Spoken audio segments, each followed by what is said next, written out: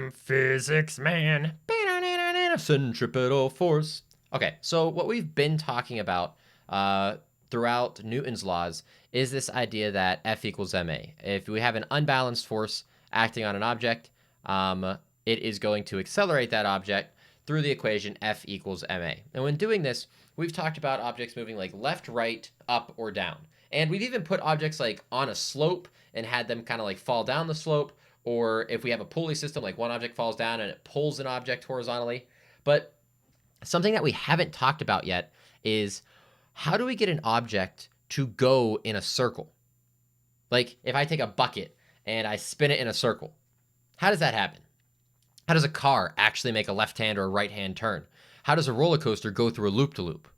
Well, that's what we're going to be discussing in our next kind of 3 segments here on centripetal force. And please note, this is not centrifugal force or centrifugal force or a centrifugal force. This is a centripetal force. Petal to the metal. It's a centripetal force. And the idea about this is centri meaning circular, and this petal actually meaning inward. So we are looking at inward acting forces here. So let's wind it back a little bit and think about what we already know. If we take something like a ball and we throw it, that ball is going to want to move in a straight path with some velocity. Once it leaves our hand, it's not going to speed up, it's not going to slow down. It's just going to move in this direction at speed. We call that a velocity. It is a magnitude and a direction. But if, for whatever reason, we want that ball to curve, well, there's no way to do it unless some outside force acts on it. We need F equals ma. But if I take an object, I don't know, like a foxtail, and we take a look at this, let's try to figure out what's going on for this foxtail. So let's run it over to the big cam, and let's go into the world of the lab cam, the Joey cam. Boom. So here we are in the middle of the room. We've got all sorts of stuff in the room. But here's the foxtail. Okay, it is a foxtail.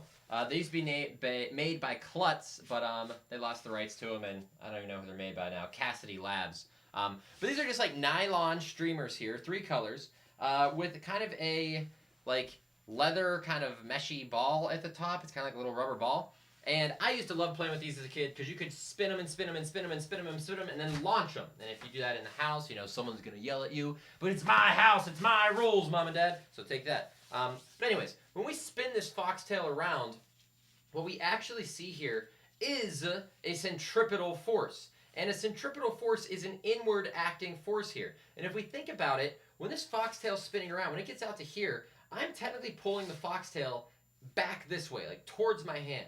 And when the foxtail goes up above, I'm pulling it down towards my hand. When it gets here, I'm pulling it like at an angle towards my hand. When it's here, I'm pulling it inwards towards my hand. When it gets to the bottom, I'm pulling it up. And when I do this and I spin it around, you can feel that. And if you have a belt or anything at home that you're just spinning like this, or a foxtail, you will feel that tension. There is a tension in this nylon streamer. Hopefully it's not a lot of tension, or else, this is going to go into a wall or my ceiling fan, whatever. But we see this circular motion. I can spin it horizontally and try not to hit my face, and then I can hit my face and then bring it back this way. But it's a centripetal motion here, okay? Now, an interesting thing about this centripetal motion, if you've ever done something like this, spun an object around, is when you spin an object slowly, there's not a lot of tension there, okay? And if I'm spinning it in this vertical arc, as we'll see in a later video, I might feel more tension at the bottom than I do when the ball is at the top. But as I spin the ball faster, I feel more tension in this line. And if I were to make this even smaller here, I can see that tension in the rotation would change. And if I made this a little longer, we can see that the tension in the rotations change as well. So a little bit of length has to do with this, and so there's some tension here pulling back, and the speed at which this is spinning changes that amount of tension that I feel. So whenever the ball is actually moving around here in a circular pattern, it is moving at 2 types of velocities. The first is a linear velocity. That's what we've been using the entire year. That's just v. And that represents if I take a look at this ball going around, when it gets right here, this ball is technically, if I let go of it, going to travel straight up, okay? And if I do this just right, we can see it. Now, boom, okay? Because when we take a look at this circle, this ball's coming around, around, around, and when it gets right here, the ball is going up at this point in time. So the ball's going up right here. If I release the ball when it was going through the top, it would, shoot off like this, and then gravity would pull it down, okay? So that is the linear velocity of the ball. The other velocity we're not really going to talk about right now, because we're not at that point in the year, is a angular or rotational velocity, just who cares? But this ball has a linear velocity. And when this linear velocity is going faster and faster, there's more force, the centripetal force, acting on this foxtail, on this ball. So let's take a look at how mathematically we can look at this and how we can keep an object moving in these wonderful circles. So if we come back and we jump back into the class,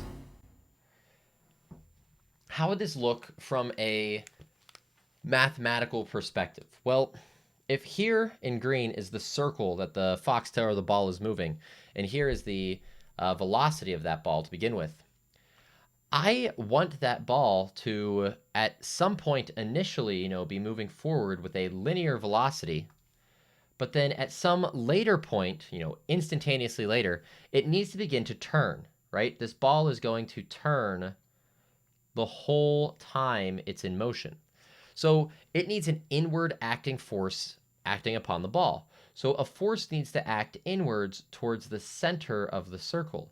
And if we take a look at this, if we push a force, or we put a force acting on the ball the whole time, we can imagine that, it's going to turn its direction a little bit. Like if you were walking forward this way and then someone shoved you like this, you're going to deflect a little bit, and now you're going to walk like that. So if we keep doing this, we keep walking in a circle, you get the idea, and that's what we see out of the ball there. So this inward acting force in our case was a tension, but it doesn't need to be a tension. It could be something else. No matter what, though, this inward acting force is what we call the centripetal force. We give it a big F, because it's a force, with a subscript of a C. That is a centripetal force. It could be a tension, it could be a friction, it could be like a component of a normal force, it could be a whole lot of things. It could be things added together. It could be more than one force. But those force or forces added together, acting inwards towards the center of a circle or a loop, that is what we call a centripetal force.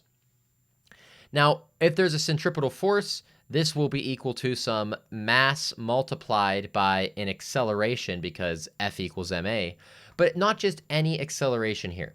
This is a centripetal acceleration. And this acceleration needs to point in the same direction as the force. Note that the force and the acceleration are both vectors, and because the mass is a scalar, force and acceleration will act in the same direction. So the acceleration is also acting towards the center. Our equation for the centripetal acceleration is actually given by the values of the velocity squared divided by the radius of that loop. So this is the velocity squared divided by the radius of that loop. That is our centripetal acceleration, and we can plug this value up into this F equals ma equation, so that we could say a centripetal force is equal to a mass multiplied by a velocity squared over r. That's v squared over r right there. So this equation is going to be very, very important for us coming up. It's how we're going to look at our F equals ma for rotating bodies, for objects going through circles or turned paths. We're just taking an idea of forces and kind of modifying the acceleration. There is a derivation that you could do, that'll take you and walk you through how to create this kind of equation. We're not going to bother with that right now. Just kind of understand that it is the fact that, things are rotating here and this velocity is changing the whole time that we do see this kind of acceleration. Okay, but here in yellow, this is our big equation that we want. That's going to come up in super duper handy. If we were looking at this in terms of rotation, and we'll talk about this later on in the year, we'll come back to this idea of centripetal force, but there is something else that we can think of known as the period of an object. Note we use a capital T to designate the period, and all the period represents is the amount of time it takes for one cycle or a repeated motion. So for our foxtail, it's going around in a circle and a circle and a circle. It's basically saying the amount of time it takes to make one circle, that is the period. And because it is a time, we use a letter T for that variable.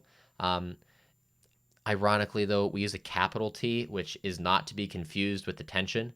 But a cool thing about this is that our time is actually just equal to a displacement, or rather a distance traveled, divided by some velocity. And if you actually go back to the beginning of the year, this right here is equation number 1 from our best friend. And if we think about what is the distance that you've traveled around a circle, that's just a circle's circumference. So we can actually say that the period could be equal to the circumference of a circle, 2 pi r, divided by your linear velocity. This is an equation that will be helpful in about 2 or 3 units in this class when we get to rotation. But for right now, don't worry about it. We're going to really focus on right now is this idea that the centripetal force, or the centripetal forces that we sum together, is equal to a mass times the velocity squared over the radius of that circle. Okay, that's our big takeaway for right now. It's what we're going to look at. It's what we're going to focus on. We're going to see how to do this for a whole number of different scenarios in some of the following videos. So you'll want to go and check those out. But for right now, we are finished. Adios, and take it easy.